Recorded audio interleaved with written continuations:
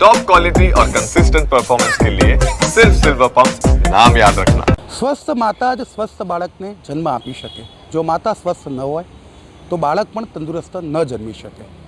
અને તેમાંય જો માતા સગર્ભા અવસ્થા દરમિયાન કોઈ વ્યસન કરતી હોય તો બાળકના જે ગર્ભમાં રહેલું બાળક છે તેના વિકાસ ઉપર ગંભીર અસર પડી શકે છે.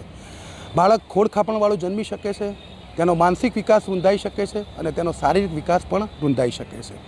જોકે મહેસાણા જિલ્લામાં આરોગ્ય વિભાગના જે સર્વે કરવામાં આવ્યો એમાં એપ્રિલ 2025થી જૂન 2025ના જે ડેટા સામે આવ્યા છે તે મુજબ છેલ્લા 3 મહિનામાં 87 સગર્ભા મહિલાઓ એવી સામે આવી છે કે જે તમાકુની વિવિધ પ્રોડક્ટનું વ્યસન કરી રહી છે અને 87 સગર્ભા મહિલાઓ વ્યસન કરતી હોવાનું સામે આવ્યું છે.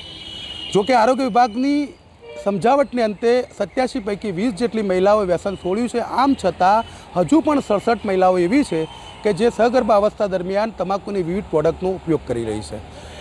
જે ડૉક્ટર્સ છે તેમના મતે જ્યારે કોઈ મહિલા સગર્ભાવસ્થા દરમિયાન વ્યસન કરે છે કે તમાકુની કોઈ પ્રોડક્ટનો ઉપયોગ કરે છે તો તેના બાળકના વિકાસ ઉપર ગંભીર અસર થઈ શકે છે. આમ છતાં સગર્ભા મહિલાઓમાં વ્યસનનું પ્રમાણ વધી રહ્યું છે તે એક હકીકત છે. મહેસાણા જિલ્લાની વાત કરવામાં આવે તો મહેસાણા જિલ્લામાં દર મહિને જે ડેટા સામે આવી રહ્યા છે તેમાં દર મહિને 25થી વધુ સગર્ભા મહિલાઓ એવી મળી રહી છે કે જે તમાકુની પ્રોડક્ટનું વ્યસન કરી રહી છે.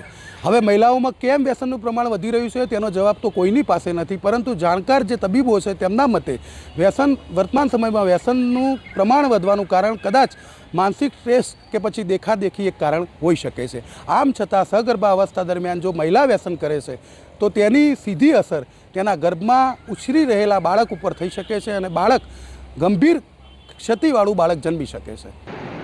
એમ જોવા જઈએ તો વ્યસન આજકાલ દિન પ્રતિદિન વધતું જ જાય છે અને જેટલા પ્રમાણમાં પુરુષો વ્યસન કરે છે એની સંખ્યામાં હવે સ્ત્રીઓમાં પણ વ્યસનનું પ્રમાણ ઘણું વધારે જોવા મળે છે. ખાસ કરીને જે સ્મોકિંગ છે કે ગુટખા ખાવું છે કે ટોબેકો ચ્યુઇંગનું જે પ્રમાણ છે એ દિન પ્રતિદિન વધતું જાય છે. કારણ કે જે છૂટક મજૂરી કરતી મહિલાઓ છે કે રોજબરોજનું જીવન ગુજારતા જે પરિવારો છે એમાં આ પ્રકારનું વ્યસન વધારે જોવા મળે છે. એમાં એમના પોતાના શરીર ઉપરાંત તો માતાને જે બાળક પ્રેગ્નન્સી હોય તો બાળકના ગ્રોથમાં પણ ઘણી બધી એમાં અડચણ ઊભી થતી હોય છે કે બાળકનું સમય કરતાં વહેલો જન્મ થવો, ઓછા વજનવાળું બાળક જન્મવું, એના ગ્રોથમાં રૂકાવટ આવી જેવા ઘણા પ્રકારના બાળકોમાં પ્રોબ્લેમ થતા જોવા મળે છે. સર, માનસિક દ્રષ્ટિએ આજે સારવાર શક્ય છે ખરી? ડેફિનેટલી માનસિક રીતે ચોક્કસપણે આ પ્રકારના વ્યસનને રોકી શકાય છે. જો માતા પોતે મોટિવેટ થાય અને હોસ્પિટલનો સંપર્ક કરે તો ચોક્કસ પ્રમાણે પ્રકારે આપણે વ્યસનને રોકી શકીએ છીએ. વર્તમાન સમયમાં સર વ્યસન વધવાનું કારણ શું? ને ખાસ કરીને મહિલાઓ અત્યાર સુધી દૂર રહેતી હતી સ્મોકિંગ જેવી બાબતોથી, હવે વધી રહ્યું છે, કારણ શું? એનું કારણ એવું છે કે વધારે ને વધારે મહિલાઓ રોજબરોજ માટે કામકાજ માટે બહાર નીકળે છે. જે વર્કિંગ વુમન જે છે ખાસ કરીને આ બધી વસ્તુમાં ઇઝી એક્સેસિબલ છે, વસ્તુ આરામ ઇઝીલી બધાને મળી જતી હોય છે, જેના કારણે એનો ઉપયોગ વધારે ને વધારે થતો જાય છે. આપની શું સલાહ છે? સગર્ભા મહિલાઓએ વ્યસનથી દૂર રહેવું જોઈએ? એ તો ચોક્કસપણે કહી શકીએ કે જે વ્યસન છે એનાથી માતાના પોતાના હેલ્થને લગતા સાઇડ ઇફેક્ટ છે, પ્લસ બાળકમાં પણ ઘણા પ્રકારના સાઇડ ઇફેક્ટ જોવા મળે છે. તો ડેફિનેટલી આનાથી દૂર રહેવું જોઈએ. Kamlesh Raval, News Capital, Mehsana.